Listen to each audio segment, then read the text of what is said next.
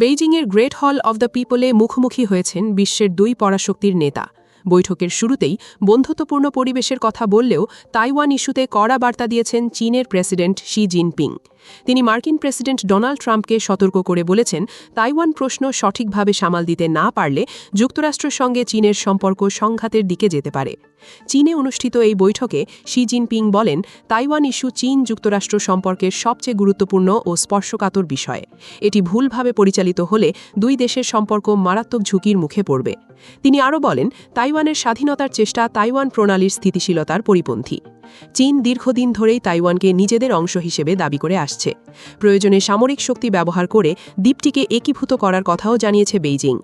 অন্যদিকে যুক্তরাষ্ট্র এক চীন নীতি স্বীকার করলেও তাইওয়ানকে সামরিক সহায়তা দিয়ে যাচ্ছে, যা নিয়ে দুই দেশের মধ্যে উত্তেজনা বাড়ছে।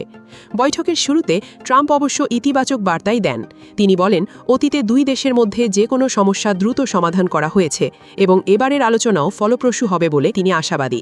ট্রাম্প আরও জানান, তিনি বিশ্বের শীর্ষ ব্যবসায়ী প্রতিনিধিদের সঙ্গে নিয়ে এসেছেন, যা চীনের প্রতি সম্মান প্রদর্শনের অংশ। বিবিসি জানায়, বৈঠকে ট্রাম্পের সঙ্গে ছিলেন মার্কিন পররাষ্ট্রমন্ত্রী মার্কো রুবিও, প্রতিরক্ষামন্ত্রী পিট হেগসেথ এবং বাণিজ্য সংশ্লিষ্ট ঊর্ধ্বতন কর্মকর্তারা। বিশ্লেষকদের মতে এই বৈঠক ভবিষ্যতে যুক্তরাষ্ট্র চীন সম্পর্কের দিক নির্ধারণে গুরুত্বপূর্ণ ভূমিকা রাখতে পারে।